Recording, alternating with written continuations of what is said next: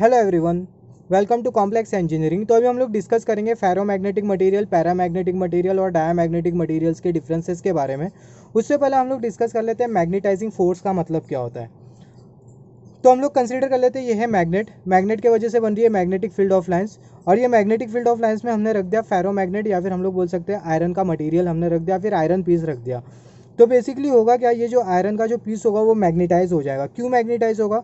ये जो external magnetic field है, ये external magnetic field magnetising force offer करेगी ये पैरामैग्नेटिक मटेरियल या फिर फेरोमैग्नेटिक मटेरियल को, और वो मैग्नेटाइजिंग फोर्स के वजह से जो मटेरियल होगा, जो कि नॉन मैग्नेटिक मटेरियल है, ये जो मटेरियल होगा वो मैग्नेटाइज हो जाएगा और ये अपना मैग्नेटिक बिहेवियर शो करेगा। अगर यहाँ पर अगर मैग्नेटिक फील्ड का अगर मैग्नीट्यूड ज़्यादा होता है, तो जो मैग्नेटाइजिंग फोर्स जो कि ये मैग्नेटिक फील्ड ऑफर करेगी उसका मैग्नीट्यूड ज़्यादा होगा। वो मैग्नेटाइजिंग फोर्स ज़्यादा होने की वजह से जो मटेरियल होगा वो ज़्यादा से ज़्यादा मैग्नेटाइज हो पाएगा, मतलब ज़्यादा से ज़्यादा अपना मैग्नेटिक बिहेवियर शो कर पाएगा।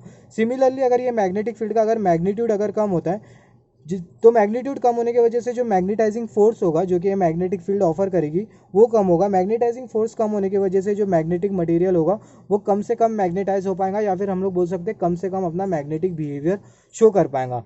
तो जो मैग्नेटाइजिंग फोर्स होता है वो मैग्नेटाइजिंग फोर्स मैग्नेटिक फील्ड के साथ एसोसिएटेड होता है। अगर मैग्नेटिक फील्ड का मैग्नीट्यूड ज़्यादा है तो मैग्नेटाइजिंग फोर्स ज़्यादा होगा। अगर एक्सटर्नल मैग्नेटिक फील्ड का अगर मैग्नीट्यूड कम है तो उस केस में जो मैग्नेटाइजिंग फोर्स होगा वो कम होगा।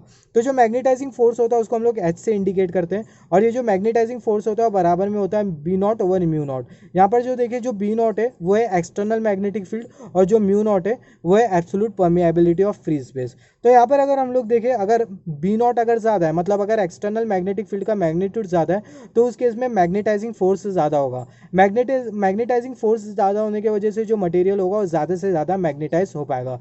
सिमिलरली अगर एक्सटर्नल मैग्नेटिक फील्ड का अगर मैग्नीट्यूड कम है तो उस केस में जो मैग्नेटाइजिंग फोर्स होगा वो कम होगा।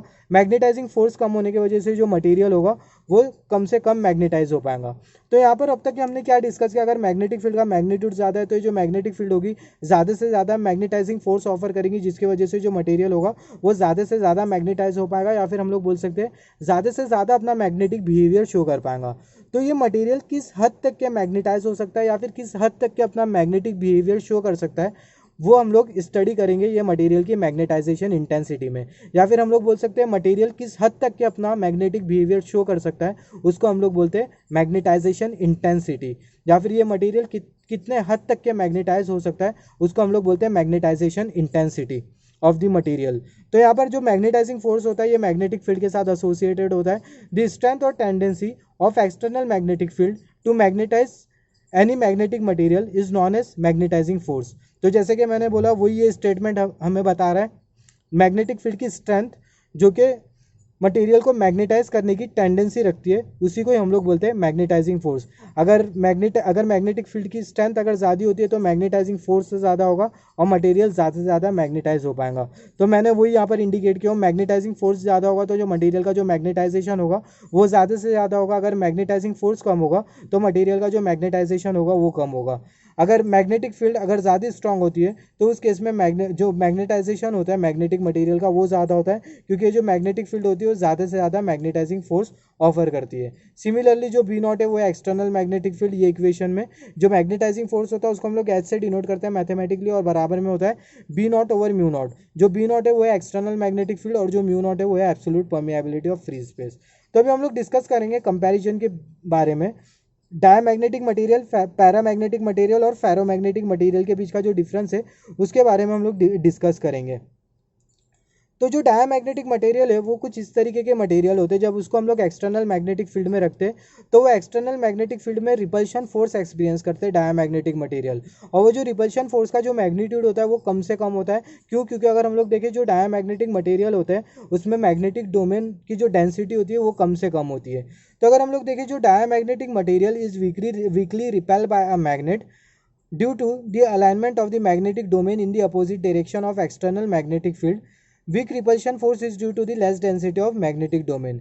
तो जब हम लोग डायमैग्नेटिक मटेरियल को एक्सटर्नल मैग्नेटिक फील्ड में रखते हैं तो जो डायमैग्नेटिक मटेरियल होता है वो मैग्नेटाइज हो जाता है, और एक्सटर्नल मैग्नेटिक फील्ड के अपोजिट डायरेक्शन में अपने मैग्नेटिक डोमेन को अलाइन कर लेता है। और मैग्नेटिक डोमेन की डेंसिटी कम होने की वजह से ये जो रिपल्शन फोर्स एक्सपीरियंस करता है उसका मैग्नीट्यूड कम होता है। और यहाँ पर अगर हम लोग देखें जो मैग्नेटिक डोमेन का जो डायरेक्शन है वो एक्सटर्नल मैग्नेटिक फील्ड के अपोजिट डायरेक्शन में, जिसकी वजह से ये जो डायमैग्नेटिक मटेरियल होता है वो रिपेल होता है एक्सटर्नल मैग्नेटिक फील्ड में, या फिर जो एक्सटर्नल मैग्नेटिक फील्ड होती है ये डायमैग्नेटिक मटेरियल को रिपेल करती है या फिर रिपल्शन फोर्स ऑफर करती है।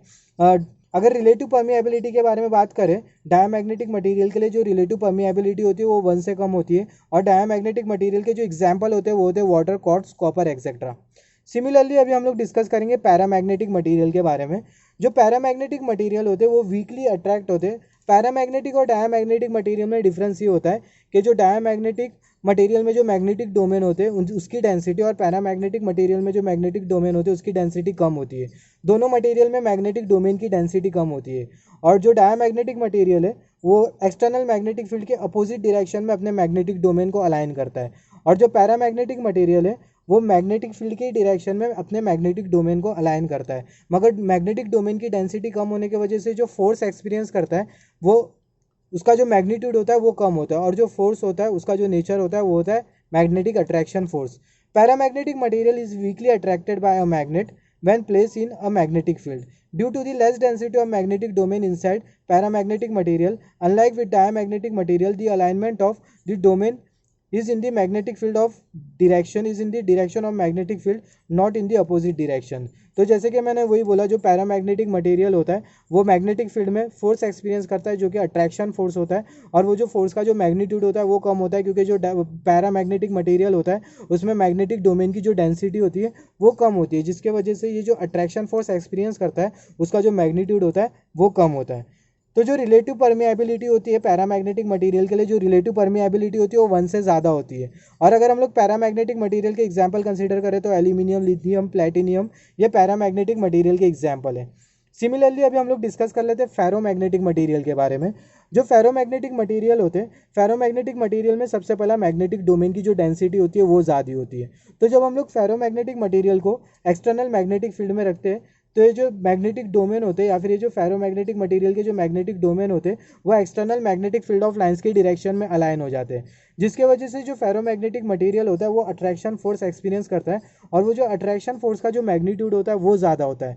वो ज़्यादा होने का रीज़न ये है क्योंकि जो फेरोमैग्नेटिक मटेरियल होता है इसमें मैग्नेटिक डोमेन की डेंसिटी ज़्यादा होती है। मैग्नेटिक डोमेन की डेंसिटी ज़्यादा होने की वजह से ये जो अट्रैक्शन फोर्स एक्सपीरियंस करता है उसका जो मैग्नीट्यूड होता है वो ज़्यादा होता है। और जो मैग्नेटिक डोमेन होते हैं वो अपने आप को अलाइन करते हैं एक्सटर्नल मैग्नेटिक फील्ड की डायरेक्शन में। Ferromagnetic material is strongly attracted by a magnet when placed in a magnetic field due to more density of magnetic domain inside the ferromagnetic material. An alignment of the magnetic domain is in the direction of external magnetic field. जो मैंने बोला वही यहाँ पर मैंने English में लिखा हूँ स्टेटमेंट पूरा। तो यहाँ पर अगर हम लोग देखें जो म्यू आर है वो है रिलेटिव परमिएबिलिटी। तो फेरोमैग्नेटिक मटेरियल के लिए जो रिलेटिव परमिएबिलिटी होती है वो 1 से ज़्यादा होती है। और अगर हम लोग आयरन, निकल, कोबाल्ट कंसीडर करें तो ये सब फेरोमैग्नेटिक मटेरियल की कैटेगरी में आते हैं।